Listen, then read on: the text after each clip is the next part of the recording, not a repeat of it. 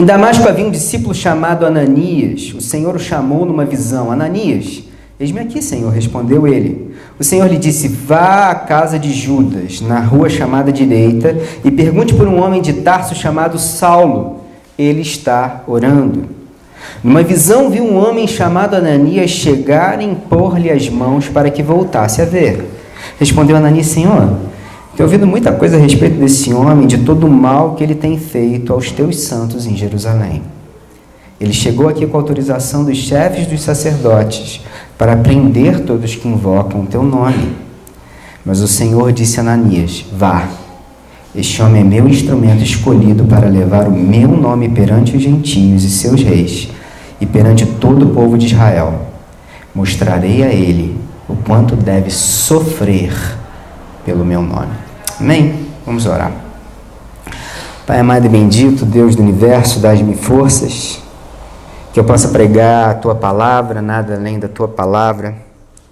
Me esconde atrás da cruz, que eu diminua, que o Senhor cresça, e que eu possa entregar a Tua palavra, nada mais do que a Tua palavra. Eu te peço, Senhor, dá-me forças. Em nome de Cristo Jesus, nosso Senhor e Salvador. Amém. Vocês sabem que, eu já falei isso antes, vocês sabem que se existe alguém, ou exemplo de vida, que é um tapa na cara da pregação neopentecostal, esse alguém é o apóstolo Paulo. Se existe alguém que mostra pra gente que se a gente aceita o Senhor Jesus Cristo, a gente não vai ser privado de sofrimento, não vai ser privado de dor, não vai ser privado de provação, é o apóstolo Paulo. Inclusive ele se gaba disso. Ele escreve na carta aos 2 Coríntios dizendo justamente isso. Fui preso, açoitado e exposto à morte repetidas vezes. 5 vezes recebi 39 açoites, 3 vezes fui golpeado com varas, 1 vez sofri naufrágio. Enfrentei toda sorte de perigos, trabalhei arduamente, muitas vezes fiquei sem dormir, passei fome e sede, muitas vezes fiquei em jejum, suportei frio e nudez. Isso tudo a gente já sabe. Aliás, a gente já vem sabendo disso há muito tempo no Café de Graça. Só que esse texto não tem nada a ver com isso. Não é esse tipo de sofrimento do qual Paulo está falando aqui. Não é exatamente disso que esse texto trata. O texto em Atos 9, de 15 a 16 é: este homem é meu instrumento escolhido para levar o meu nome perante os homens. Mostrarei a ele o quanto deve sofrer pelo meu nome. Esse sofrimento de que ele está falando aqui não é aquilo que acontece na vida da gente, que às vezes vem um tsunami, tira a gente do lugar, tira o nosso chão, desarticula a nossa vida, desarticula a nossa família e a gente fica procurando o que aconteceu, tentando entender qual foi a origem do problema. Não é como um câncer que vem sobre a nossa vida e a gente começa a se reunir em torno daquela pessoa preocupado com um parente que está sofrendo um câncer. Não é aquele problema em que acontece um acidente grave e a gente fica em volta do leito daquela pessoa que está acamada porque nós nos preocupamos com ela. Não é aquele problema que acontece quando acontece a violência externa. E aí a gente começa a se perguntar como existe maldade no mundo. Não é disso e desse sofrimento que Deus está falando que o apóstolo Paulo deve sofrer pelo seu nome. É um tipo completamente diferente de sofrimento. A Bíblia diz que é um sofrimento pelo nome de Deus.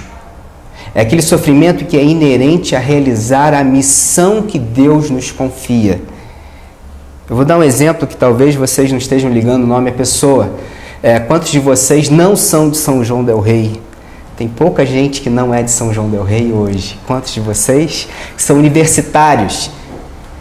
Vocês passaram na universidade e vieram para a cidade de São João del Rei e foram obrigados a largar a família de vocês.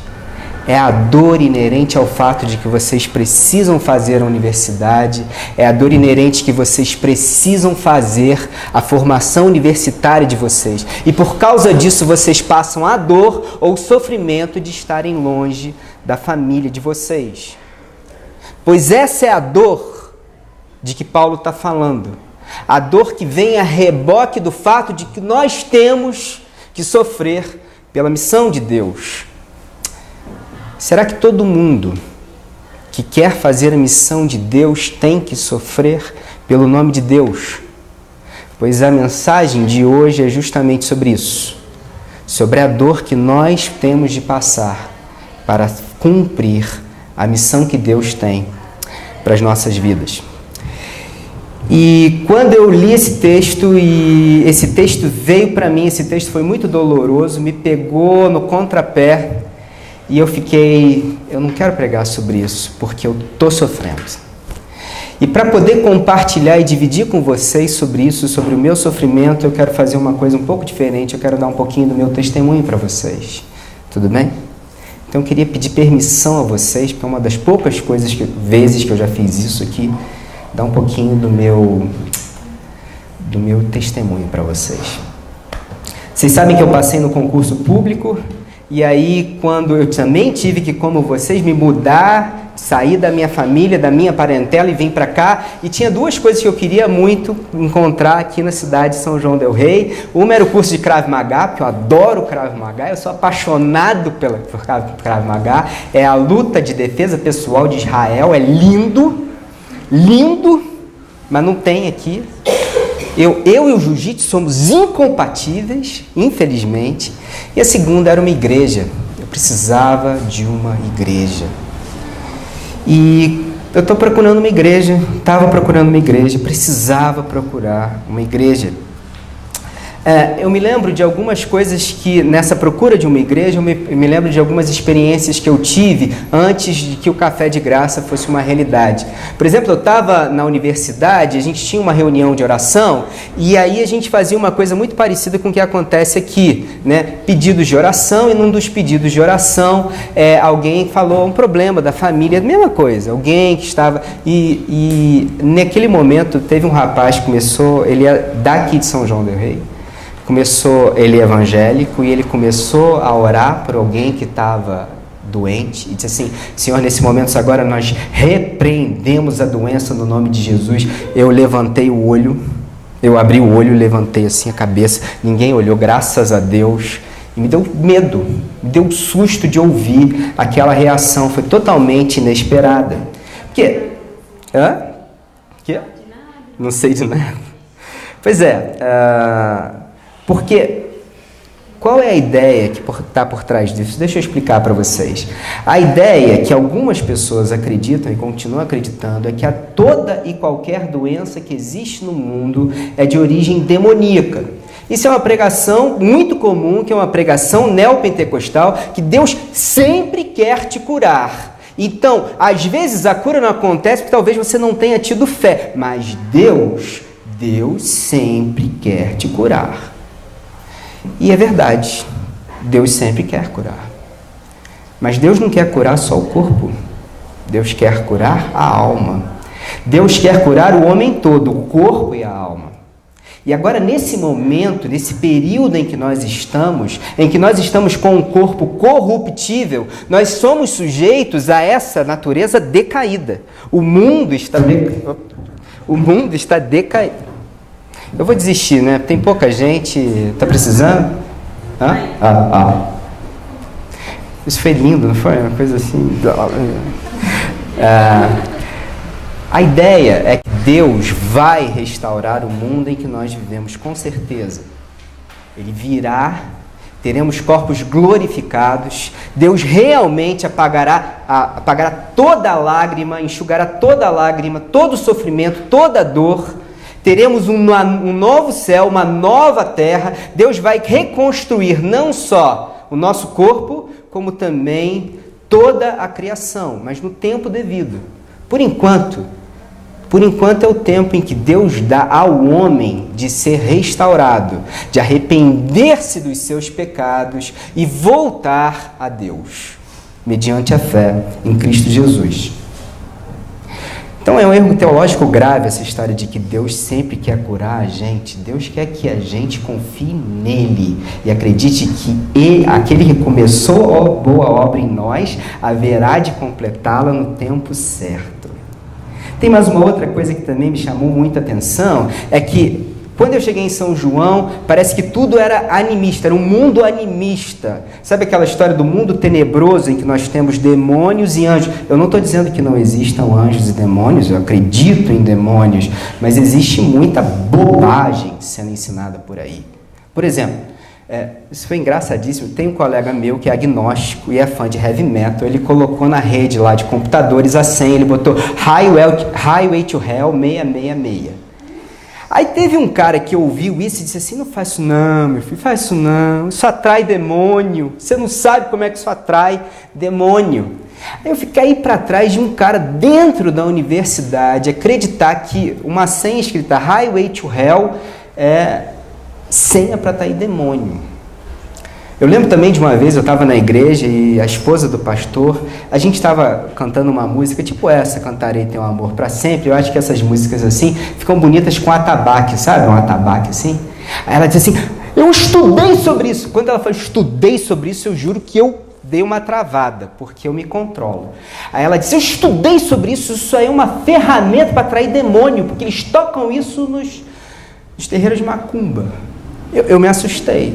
Aí o cientista começa a viajar na maionese, né? História assim, vamos fazer uma decomposição da série de Fourier, descobrir o timbre, e aí a gente vai ter uma máquina para atrair demônio. E aí, pois é, eu não vou entrar nesses detalhes, mas eu viajo na maionese, porque o timbre de um instrumento musical pode atrair demônio.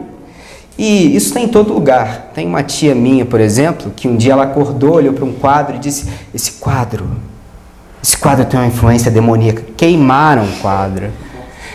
E o mais triste de tudo é que eu não cheguei nem a conhecer o quadro. O nome do quadro é A Explosão de um Galo. Perdi isso. Perdi a explosão de um galo. A humanidade foi privada da explosão de um galo porque alguém acreditou que um quadro seja um instrumento de opressão demoníaca. A presença sua perto deste quadro pode atrair demônios. A minha vontade nesses momentos é explicar para a pessoa que a Bíblia diz que isso está errado. Porque o que a Bíblia diz para mim, Paulo fala claramente, é dando graças ao Pai que nos tornou dignos de participar da herança dos santos no reino da luz, pois ele nos resgatou do domínio das trevas e nos transportou para o reino do seu Filho amado. Paulo explica isso com uma clareza transparente, quando ele diz o seguinte, carne oferecida aos ídolos é carne, e dá um churrasco igual carne. E não há por que você comer a carne, achando que a carne possa atrair demônio. Então, a Bíblia deixa muito claro isso. E aí a Bíblia também começa a me dizer que Jesus Cristo é a libertação dessas coisas. Jesus Cristo é a libertação das rosas ungidas. Jesus Cristo é a libertação dos santinhos. Jesus Cristo é a libertação do azeite lisa que veio de Israel. Jesus Cristo é a libertação de todas essas coisas. Jesus Cristo é a libertação de você achar que essas coisas podem ou não podem atrair demônios. Outra coisa muito comum por aí é a história da maldição hereditária. A maldição hereditária é realmente fantástica. Qual é a ideia sobre a maldição hereditária? Você chega na igreja e você chega com um monte de encosto, né? Com um monte de maldições. E aí, qual é a ideia da cura para a maldição hereditária? Alguém coloca a mão na sua cabeça. Em outras palavras, você veio com um feitiço sobre você, o cara faz um outro feitiço, só que dessa vez é gospel, e ele ora pela sua vida e o demônio sai. Eu não estou dizendo que não existe exorcismo, não, por favor, não estou dizendo isso.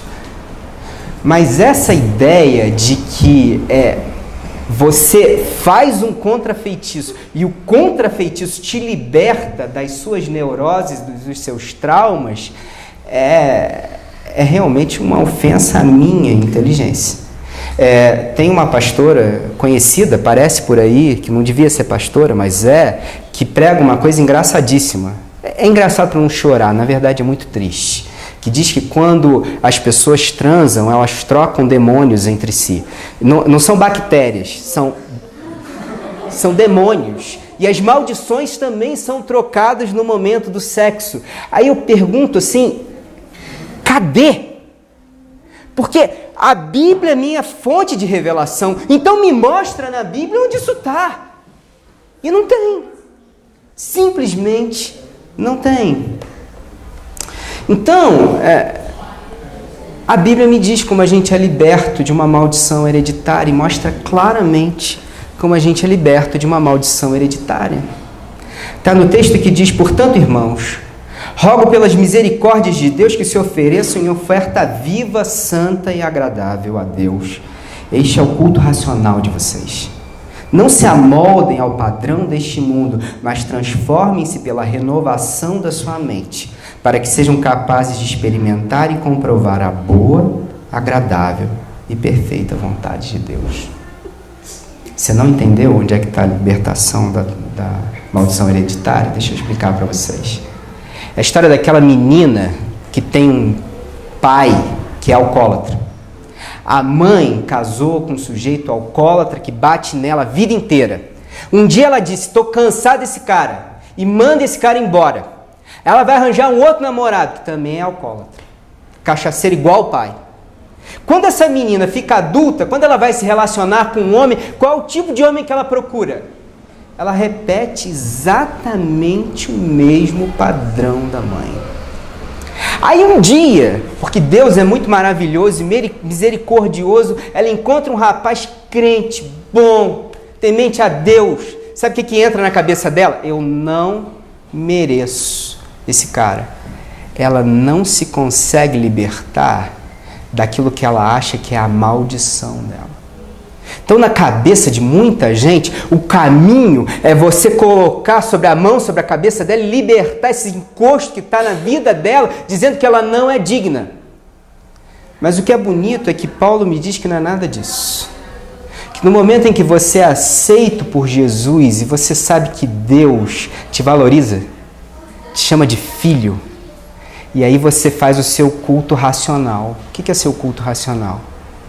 Você apresenta a sua vida como oferta a Deus. Diz, está aqui minha vida. Quero começar tudo do zero. Quero ser tudo de novo.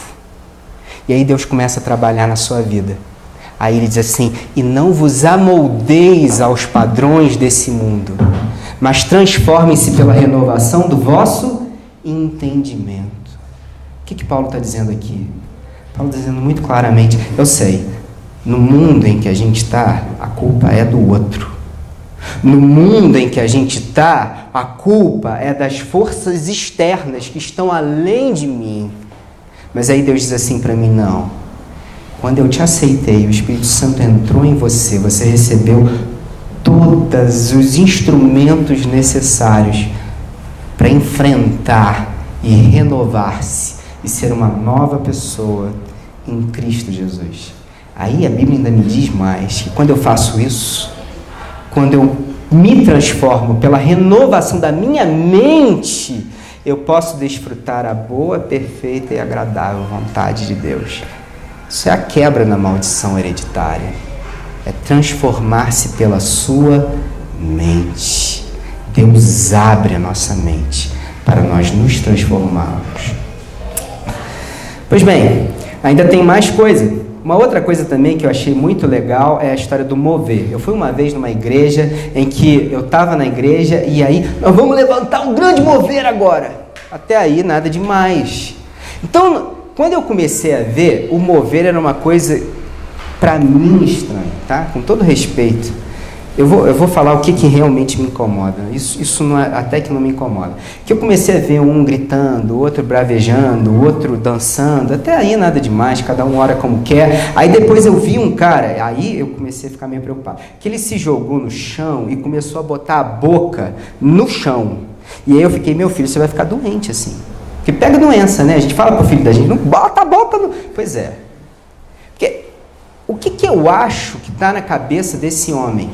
E eu tenho vontade de dizer para ele, meu filho, você entende que você está diminuindo a cruz de Cristo quando você está assim, fazendo isso? Porque o que eu acho que o cara está fazendo, ele está agindo exatamente Vê se vocês concordam comigo. Ele está agindo exatamente como os profetas de Baal, em cima do Monte Carmelo, que estavam se cortando e gritando, e pelo se cortar, e pelo se autoflagelar, pela sua auto-humilhação, aí Baal iria ouvir a sua petição. Aí a vontade de dizer, meu filho, olha só, Deus não te ouve pela sua humilhação. A Bíblia diz, né, que um coração quebrantado e humilde Deus não rejeita. Mas não é isso. Porque a humilhação que Deus se agrada é a minha total dependência de Deus. Olha, até aqui eu não consigo ir. Então, Senhor, eu me abro à sua soberania, eu me curvo diante de Ti e que o Senhor faça a sua vontade em mim. Esse é o tipo de sacrifício que Deus gosta. Mas não é exatamente disso que nós estamos falando. Nós estamos falando de alguém que está fazendo um feitiço, fazendo uma macumba para conseguir ser ouvido por Deus. Então minha vontade de virar para esse rapaz e dizer assim, meu filho, você entende que Deus não ouve você e atende a sua petição pela sua auto-humilhação? Que você já não é de cara digno de ser ouvido por Deus. Você não merece que Deus te ouça. Mas que graças a Deus nós temos um advogado no céu que intercede por nós, e que quando Deus olha para você, Ele olha você lavado pelo sangue de Cristo, e olha você revestido da cruz de Cristo, você entende que é outra dinâmica, e que quando você tenta se humilhar diante de Deus dessa forma, fazendo esse sacrifício, você diminui a cruz de Cristo. Você entende isso? Que é isso que está acontecendo aqui. Mover bom, outra coisa engraçada sobre mover, uma que eu percebi também que eu não sabia, é o seguinte: mover bom é um mover ruim, né? É o mover que você faz Deus se mover. É uma pretensão incrível que algumas pessoas têm de que a minha oração faz Deus se mover, como se Deus precisasse de mim para agir. Deus não precisa de mim para agir. Na verdade, Deus já está em missão e em movimento. E muito antes de eu colocar meu joelho no chão, Ele já estava em oração. Ele já estava em ação. Mover bom não é o mover que eu tento mover Deus. Mover bom é o mover em que Deus me move. Mover bom é aquele que Deus me diz o que fazer. Então eu oro para que Deus me diga o que fazer e Ele me coloque em movimento. Isso é um mover bom. A última coisa que eu vi, que eu achei super interessante, não achei interessante, achei trágico. É interessante, mas é trágico. É a história da confissão positiva, é a história do declare, tome posse, determine. O ponto de partida desses caras é que Deus tem um celeiro lá no céu de bênçãos que Ele gostaria de derramar sobre a sua igreja. Mas nós não recebemos essas bênçãos porque nós não pedimos. Então o que falta é você pedir, mas pedir com fé, para você receber as bênçãos que Deus tem para você. E aí eu fiquei pensando numa história, aproveitando o Dia das Mães, eu imaginei assim, uma mãe que faz o almoço e deixa o almoço em cima do fogão, com as panelas em cima do fogão. Aí chega a hora do almoço, ela não dá o almoço para os filhos. Por quê? Eles não pediram. Se eles tivessem pedido, eu dava, mas não pediram, eu não vou dar. Chega o momento da vacinação, que tem que vacinar os filhos, eu não vou vacinar, não pediram. Mas tem que pedir com fé. Se não pedir com fé, eu não vou dar. Essa é a ideia da confissão positiva. Que você tem que pedir, determinar, tomar posse e declarar para receber. Tem uma outra coisa engraçadíssima sobre essa história. Você tem que agir como uma criança mimada. Então, eu não aceito. Então, eu determino. Eu declaro. Ou seja, eu sou Deus. E o Senhor tem que fazer a minha vontade. Isso não existe. Isso não existe. Pois bem, é o que o apóstolo Paulo fala na Bíblia ao escrever aos 1 Coríntios. A vós, irmãos, não vos pude falar como a homens espirituais, mas como a carnais, como a criancinhas em Cristo. Eu vos dei leite a beber e não alimento sólido que ainda não podíeis suportar, nem ainda agora podeis, porque ainda sois carnais. Aí começou a me dar um sentimento de sequidão, de vazio. E eu comecei a dizer assim, cadê o pessoal da ABU? Cadê o pessoal que lê John Stott? Cadê o pessoal que conhece C.S. Lewis? Cadê o pessoal que conhece Missão Integral e sabe que é René Padilha? Cadê o pessoal que conhece bons pastores? Não os pastores televisivos, porque eu não tenho um que salve. Se tem um, me diz, porque eu não conheço um que salve. Nenhum. Todos eles traíram o Evangelho de Cristo Jesus. Todos que estão hoje na mídia. Com exceção do canal dos Adventistas e com o canal da Canção Nova, que é o que salva. Pasmem vocês, a Canção Nova é o que salva. Porque todos traíram o Evangelho de Cristo Jesus. Todos. Que ponto nós chegamos? Em que o Evangelho de Cristo Jesus foi traído por essas pessoas que não pregam mais o Evangelho de Cristo Jesus. Eu comecei a sentir essa sequidão profunda, esse vazio existencial. Onde é que eu me encaixo? E aí Deus me deu essa visão, começou a criar uma igreja diferente, uma igreja que era o café de graça, uma igreja que tinha um cristianismo que fizesse sentido, uma igreja onde a gente chegasse e disse assim, eu tenho dúvida nesse texto. Eu não sei se a sua interpretação está correta, que é muito que a gente faz aqui no Cappuccino, eu não sei. Mas eu queria ter o direito de discordar e propor uma outra interpretação, uma outra aplicação para a minha vida. Existe um princípio por trás disso, é o princípio do sacerdócio universal, que todos nós fomos chamados a sermos sacerdotes. Todos nós temos o Espírito Santo dentro de nós e podemos interpretar o texto bíblico. Também queria uma igreja que fosse diferente, em que a gente pudesse abraçar a cultura e a arte contemporânea, que desse a opção da gente de poder ouvir um Legião Urbana e as pessoas não acharem que a gente está cultuando o diabo, ou que a gente tivesse que queimar o 2. Vocês ouviram esse CD? É um clássico. Que a gente tivesse que queimar ele em praça pública. É óbvio que nem tudo nos convém. O que não nos convém? Aquilo que me faz cair. Então, Deus nos chamou à liberdade, mas ao mesmo tempo a liberdade exige responsabilidade. Se eu faço algo que me faz cair e pecar contra Deus, então eu não devo fazer. Se eu faço algo que faz o meu irmão cair, então eu não devo fazer. Mas aí a gente criou essa igreja, né? E essa igreja existe. Essa igreja, ela está em formação. Começou a criar essa igreja. E a ideia era que a gente acendesse uma luz e as pessoas que quisessem viver um cristianismo que fizesse sentido pudessem ser atraídos por essa luz e viessem para essa luz. Mas aí é muito triste quando a gente começa a montar uma igreja e aí diz assim, e aí meu filho, o que você acha de semana que vem a gente tem um projeto? Aí uma pessoa diz assim, eu não posso porque eu estou indo para Londres, mês que vem eu estou indo embora, para Leeds. Aí o outro vem e diz assim, não, eu vou para o Ciências Sem Fronteiras, mas eu vou para Pádua, mas depois eu volto. O outro diz, onde você está indo? Eu fui para Bauru. Onde você vai? Eu fui para Campinas.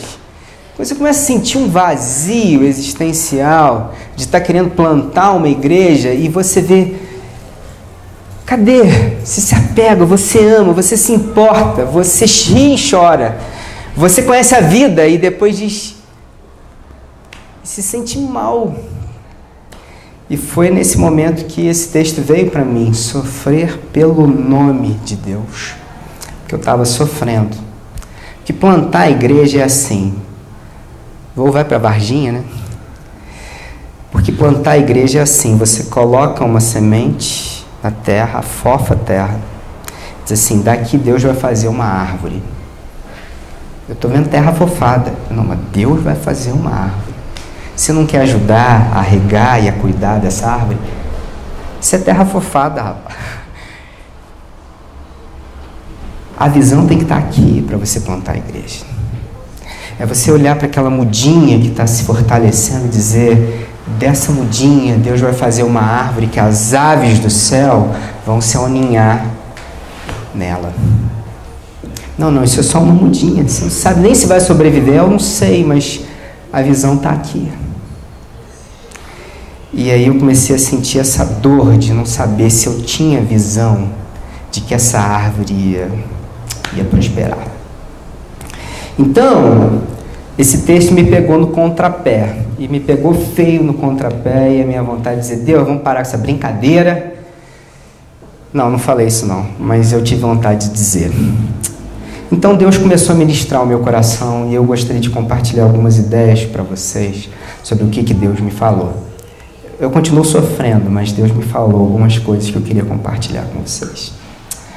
Pois bem, esse sofrimento aqui a gente sabe que não é. Na semana que vem a gente vai falar especificamente, aproveitar o dia da igreja perseguida, para falar sobre o sofrimento que advém do fato de que o diabo está conspirando contra a igreja de Cristo. Isso é claro. A gente vai aproveitar para falar sobre isso. Existe sofrimento que vem sofrimento da parte do Senhor. Existe. Deus castiga os seus filhos quando eles fazem coisas erradas, da mesma forma que eu tenho que brigar com os meus filhos quando eles fazem coisas erradas. Existem 3 figuras sobre isso. Sobre o sofrimento que vem da parte de Deus, o lavrador que limpa a sua vinha, o pai que castiga o seu filho e o metal que ele se purifica, fica depurado pelo fogo. Que a depuração pelo fogo vem e causa perseverança. É importante que o sofrimento nos dê perseverança. Não vou falar sobre isso hoje. Tem o sofrimento que é o sofrimento da parte do demônio. Esse sofrimento também existe. Não é nada disso que está esse texto. Esse texto é sobre um outro tipo de sofrimento, completamente diferente. Mas o Senhor disse a Ananias, vá, este homem é meu instrumento escolhido para levar o meu nome. Mostrarei a ele o quanto deve sofrer pelo meu nome. Tem uma pregação muito legal de Ed Renekiewicz que eu acho muito divertida.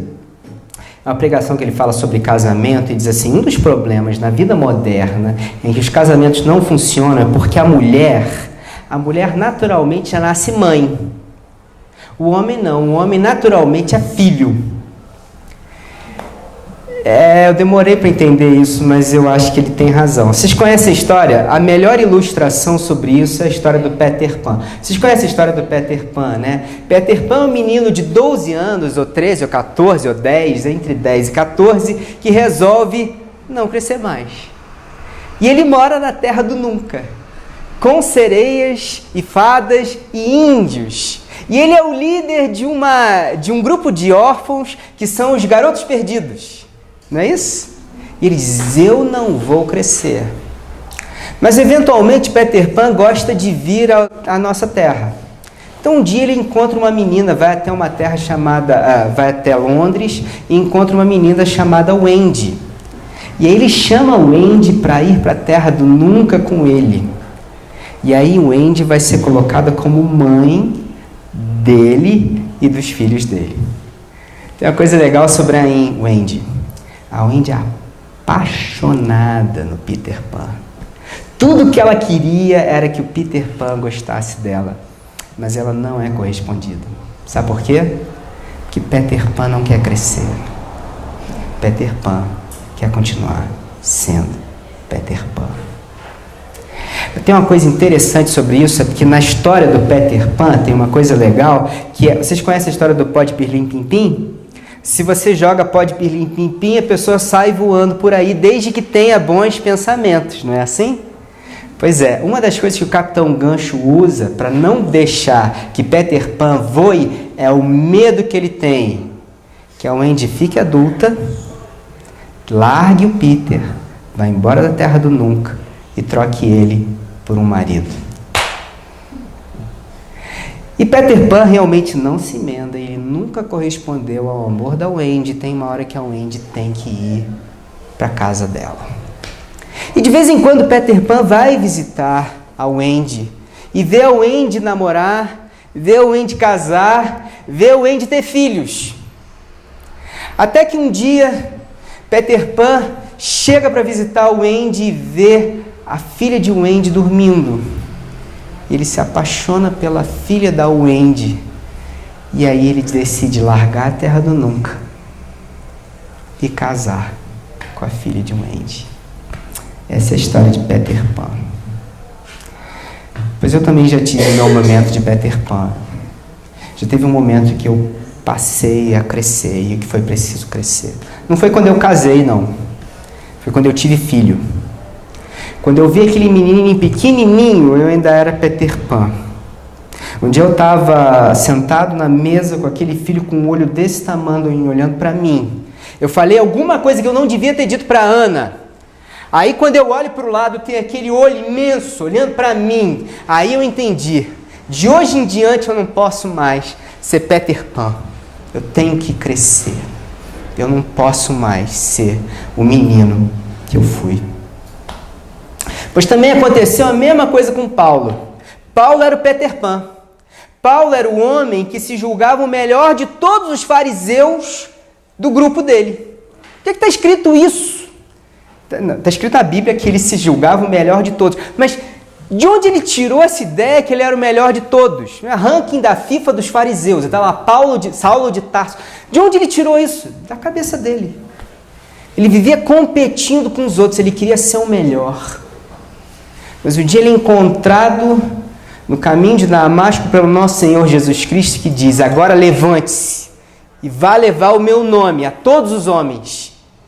Vou mostrar para você o quanto você deve sofrer pelo meu nome. E ainda diz lá na Bíblia: e eu fui fiel até esse momento.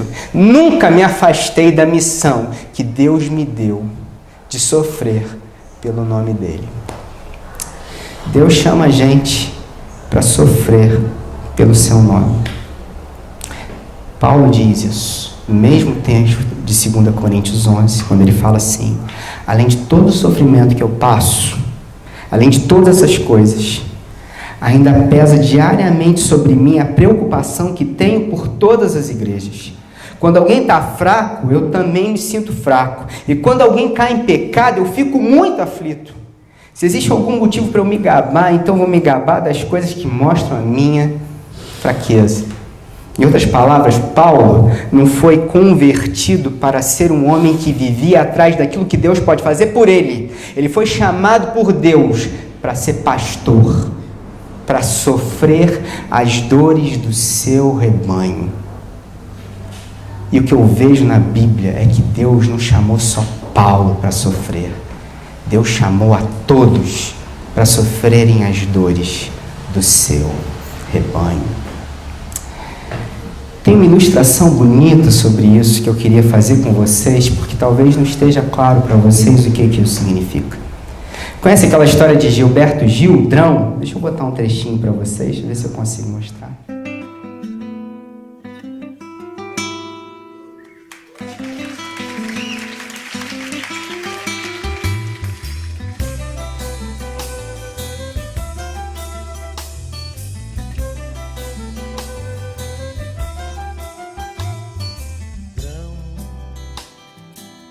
O amor da gente é como um grão,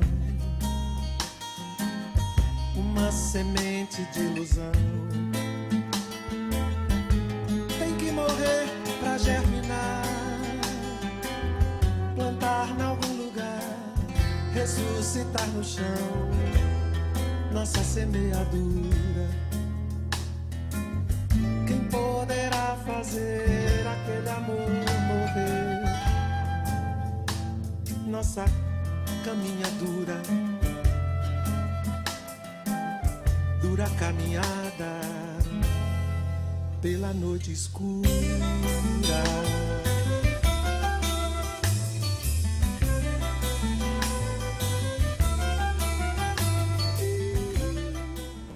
Que música linda, né? Vocês estão entendendo a linguagem aqui? Vocês sabem quem é o Drão? Drão é Sandrão. Sandrão é a esposa de Gilberto Gil, que se chamava Sandra. Ela era muito grande e o apelido dela era Sandrão Drão. Então um dia ele escreve essa música para a sua esposa, que se chama Sandrão, dizendo assim: Drão, já deu. E para a gente preservar essa nossa relação, nossa amizade, nosso casamento vai ter que morrer. Então, para preservar esse relacionamento que a gente tem, vamos ter que ir embora. Então, ele ainda fala mais do que isso. Olha, os meninos estão todos sãos, os pecados são todos meus. Não pensa na separação. Mas o nosso amor é como um grão, ele tem que morrer para poder germinar. É bonito porque Jesus disse uma coisa muito parecida. Porque lá em João 15 ele diz uma coisa que é quase igual. Aliás, a metáfora é a mesma. Eu até acho que Gilberto Gil tirou daí. Ele disse, digo verdadeiramente que se o grão de trigo não cair na terra e não morrer, continuará ele só. Mas se morrer, dará muito fruto. Aquele que ama a sua vida perderá, ao passo que aquele que odeia a sua vida neste mundo a conservará para a vida eterna. Talvez você não esteja percebendo, mas Gilberto Gil tem uma ideia.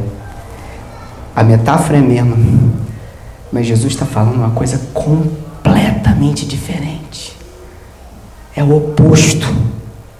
Porque o que Jesus está dizendo aqui, essencialmente, é o seguinte: escuta, o problema é que Deus não pode sustentar essa união que você tem com Ele, porque você vive fazendo o que você não devia. Você vive pisando na bola, você vive errado, você ainda é uma criança que vive fazendo coisas que você não devia fazer, você é teimoso, você é mimado. Então o único jeito é cortar a vida, é separar-se de Deus. Aí Jesus vira e diz assim, sabe o que precisa ser feito? Alguém precisa morrer nessa história. Então se alguém tem que morrer, que seja eu. O que Jesus está dizendo? O que Jesus está dizendo é que para sustentar a união que Deus tem com você, Ele resolve dizer, eu assumo a dura tarefa de morrer por você. Então se alguém tem que morrer, que seja eu. O mundo diz, se alguém tem que morrer, é melhor que seja o nosso amor. Deus diz, se alguém tem que morrer, que seja eu, para que o nosso amor continue vivo. É o inverso. É completamente diferente. Deus nos chama a morrer pelo outro. Deus nos chama a morrer pelo nosso marido. Deus nos chama a morrer pela nossa esposa. Deus nos chama a morrer pelas nossas mães. Deus nos chama a morrer pelos nossos irmãos. Deus nos chama a morrer pelo outro. Tende em vós o mesmo sentimento que houve em Cristo Jesus, o qual não usou por usurpação o ser igual a Deus, antes esvaziou-se a si mesmo e foi obediente até a morte e morte de cruz. Deus resolveu levar sobre si a cruz da humanidade. E aí ele disse, você quer seguir a mim? Então toma sua cruz e vem. Deus te chamou a ser pastor. Deus te chamou a ser pastor da sua casa, dos seus filhos, do seu namorado, dos seus amigos. Deus te chamou a ser pastor. Teve um momento na minha vida que eu tive muita dificuldade de crescer e eu estou passando por esse mesmo momento e eu queria compartilhar com vocês exatamente sobre isso. E depois que eu compartilhar, a gente termina, tudo bem? Tem um livro chamado de Rick Warren, não sei se vocês já ouviram falar, Uma Vida com Propósito. É muito água com açúcar, mas é lindo, é lindo. É lindo na sua simplicidade. Rick Warren chama esse livro de anti-autoajuda. O que é autoajuda? Autoajuda é, você tem seus sonhos, acredite neles. Aí ele vai te dar, todo livro de autoajuda te dá alguma receita de bolo para você perseguir os seus sonhos e alcançar as suas metas. Rick Warren diz, o meu livro é um livro de anti-autoajuda. Não é autoajuda, mas é ajuda que vem do alto. E aí ele escreve uma coisa super legal. Ele diz o seguinte, não é sobre você, cara. É sobre Deus. Nunca foi sobre você. É sobre Deus. Vou ilustrar isso com uma história muito legal. Vocês sabem como é que é a armadilha de pegar macaco? Não? Já ouviram falar? Eles pegam uma caixinha e botam uma noz dentro da caixinha. Aí eles fazem um buraco que só dá para passar mal e porcamente a mão do macaco. Aí o macaco pega essa noz e ele está com a mão fechada com a noz dentro e ele tenta sair. E ele não consegue. A única maneira dele ser livre é se Ele soltar nós e ir embora. Pois a gente, na vida da gente, está assim também. Tem uma nós, é a nós da minha carreira. Eu estou preso. Não, mas também tem a nós do amor, do relacionamento a dois. Aí você está aqui. Aí depois, não, agora você precisa estudar. Qual a opção que você faz? Pela carreira?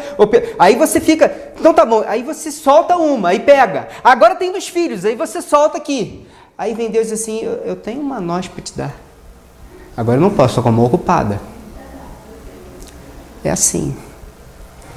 A gente não está aberto a soltar as nossas mãos, a abrir mão dos nossos próprios sonhos para ouvir a vontade de Deus.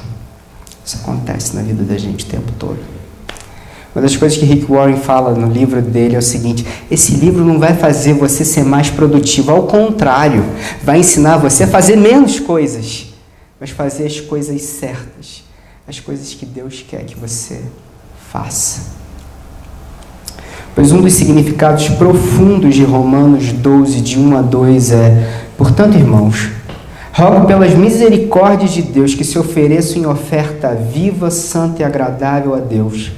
Este é o culto racional de vocês. Não se amoldem ao padrão deste mundo, mas transformem-se pela renovação da sua mente, para que sejam capazes de desfrutar, de comprovar, de experimentar a boa, perfeita e agradável vontade de Deus. Quantos de vocês querem ser pastores?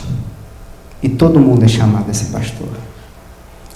Quantos de vocês querem se esvaziar de si mesmo, soltar as nozes e colocar o joelho no chão e parar de orar por conforto e orar por missão? Quantos de vocês querem crescer e sofrer pelo nome do Evangelho de Cristo Jesus? Quantos de vocês querem sofrer como pais, como filhos, como irmãos, como amigos? Quantos de vocês querem sofrer como igreja? Pois é isso que Deus quer da gente.